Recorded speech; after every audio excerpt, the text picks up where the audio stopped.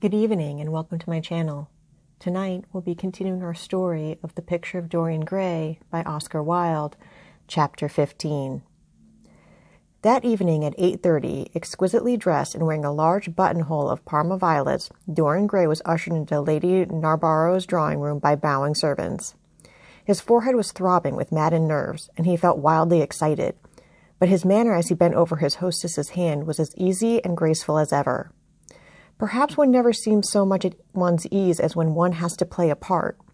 Certainly no one looking at Dorian Gray that night could have believed that he had passed through a tragedy as horrible as any tragedy of our age. Those finely shaped fingers could never have clutched a knife for sin, nor those smiling lips have cried out on God and goodness.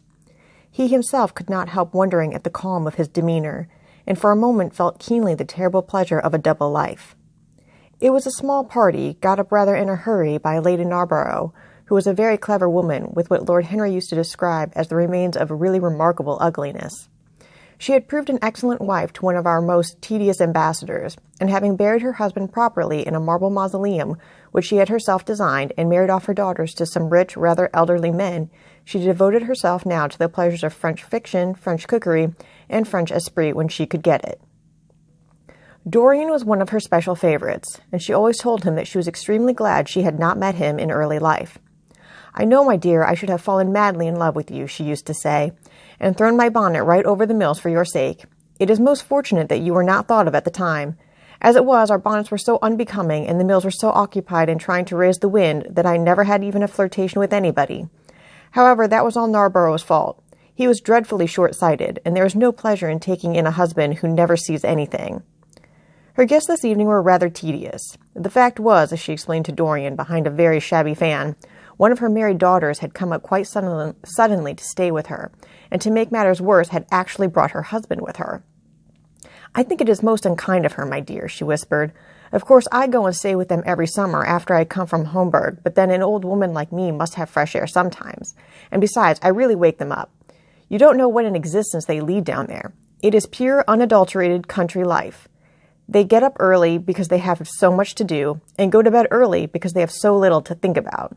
There has not been a scandal in the neighborhood since the time of Queen Elizabeth, and consequently they all fall asleep after dinner. You shan't sit next to either of them. You shall sit by me and amuse me." Dorian murmured a graceful compliment and looked round the room. Yes, it was certainly a tedious party.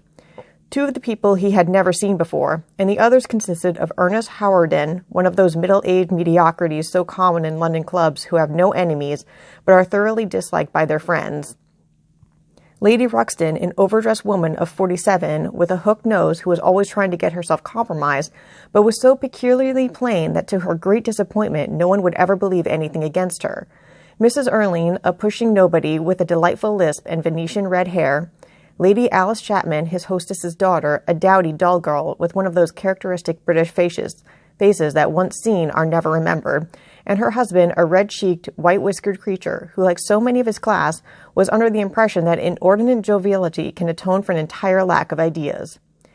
He was rather sorry he had come, till Lady Narborough, looking at the great ormolu gilt clock that sprawled in gaudy curves on the mauve-draped mantel-shelf, exclaimed, "How horrid of Henry Wotton to be so late! I sent round to him this morning on chance, and he promised faithfully not to disappoint me." It was some consolation that Harry was to be there, and when the door opened and he heard his slow musical voice lending charm to some insincere apology, he ceased to feel bored. But at dinner he could not eat anything. Plate after plate went away untasted. Lady Narborough kept scolding him for what she called an insult to poor Adolphe, who invented the menu specially for you, and now and then Lord Henry looked across at him, wondering at his silence and abstracted manner. From time to time the butler filled his glass with champagne. He drank eagerly, and his thirst seemed to increase. "Dorian," said Lord Henry at last, as the chaufrode was being handed round, "what is the matter with you tonight? You are quite out of sorts." "I believe he is in love," cried Lady Narborough, "and that he is afraid to tell me for fear I should be jealous. He is quite right. I certainly should." "Dear Lady Narborough," murmured Dorian, smiling, "I have not been in love for a whole week, not, in fact, since Madame de Ferrol left town." "How you men can fall in love with that woman," exclaimed the old lady. "I really cannot understand it." "It is simply because she remembers you when you were a little girl, Lady Narborough," said Lord Henry. "She is the one link between us and your short frocks." She does not remember any short frocks at all, Lord Henry, but I remember her very well at Vienna 30 years ago, and how décolletée she was then. She is still décolletée, he answered, taking an olive in his long fingers, and when she is in a very smart gown, she looks like an edition de luxe of a bad French novel. She is really wonderful and full of surprises. Her capacity for family affection is extraordinary. When her third husband died, her hair turned quite gold from grief. How can you, Harry? Cried Dorian.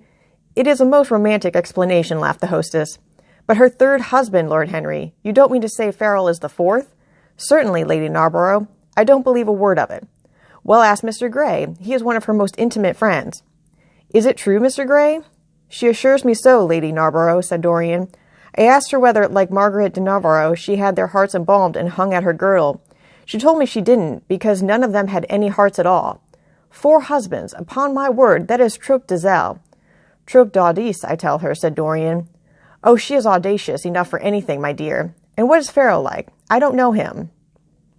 The husbands of very beautiful women belong to the criminal classes, said Lord Henry, sipping his wine.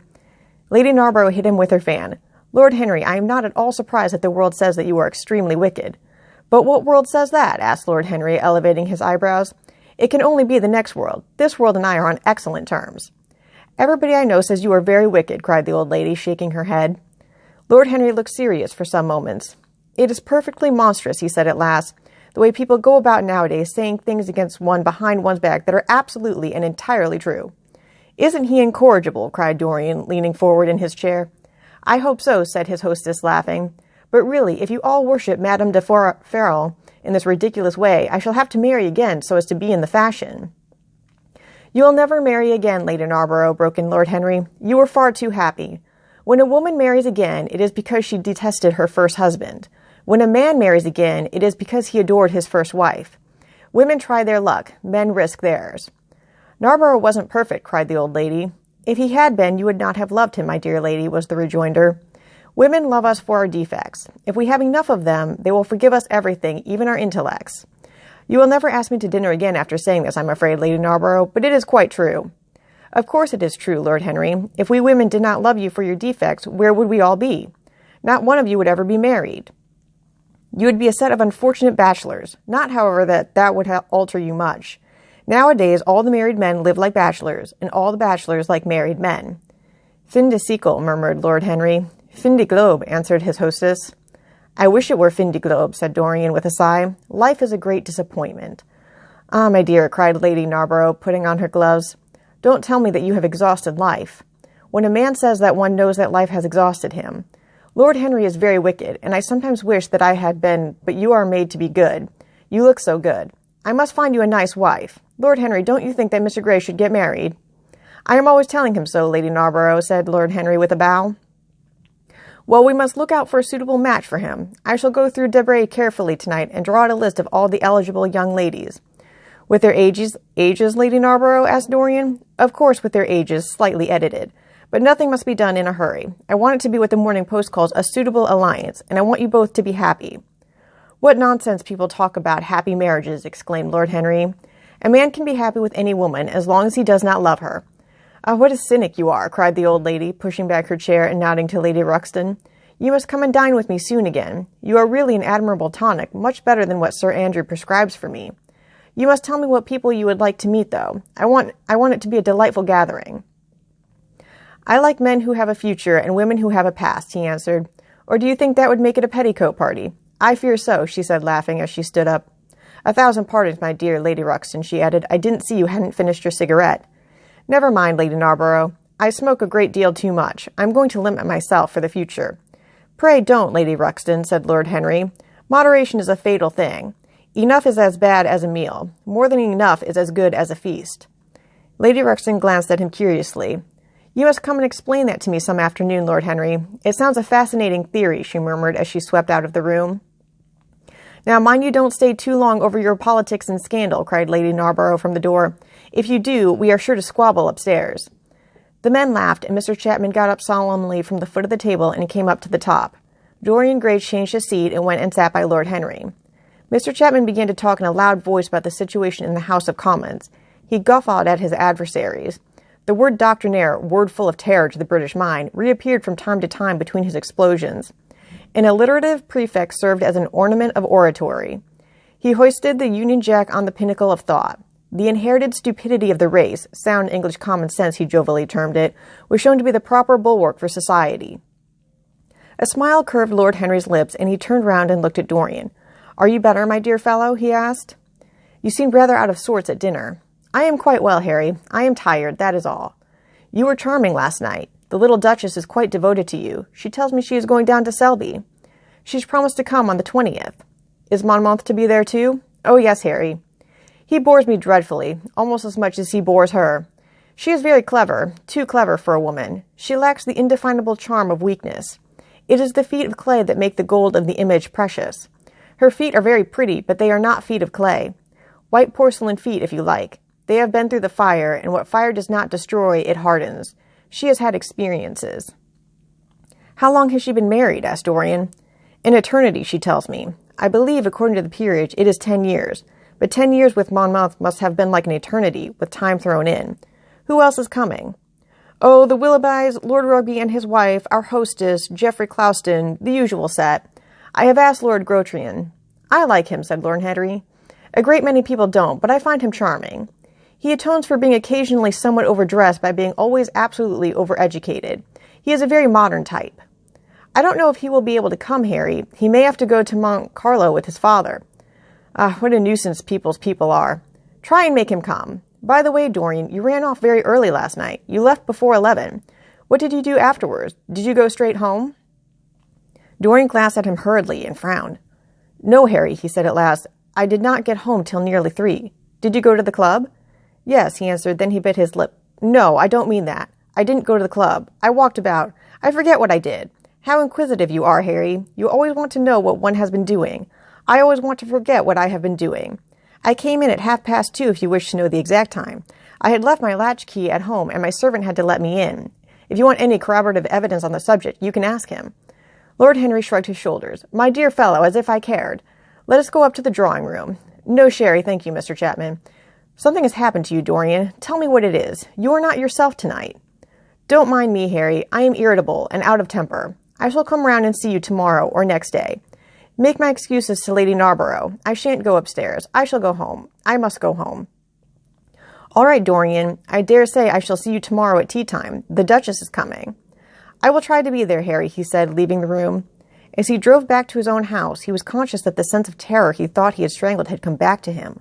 Lord Henry's casual questioning had made him lose his nerve for the moment, and he wanted his nerve still. Things that were dangerous had to be destroyed. He winced. He hated the idea of even touching them. Yet it had to be done. He realized that, and when he had locked the door of his library, he opened the secret press into which he had thrust Basil Howard's coat and bag. A huge fire was blazing. He piled another log on it. The smell of the singeing clothes and burning leather was horrible. It took him 3/4 of an hour to consume everything. At the end he felt faint and sick, and having lit some Algerian pastels in a pierced copper brazier, he bathed his hands and forehead with a cool, musk-scented vinegar. Suddenly he started. His eyes grew strangely bright, and he gnawed nervously at his underlip.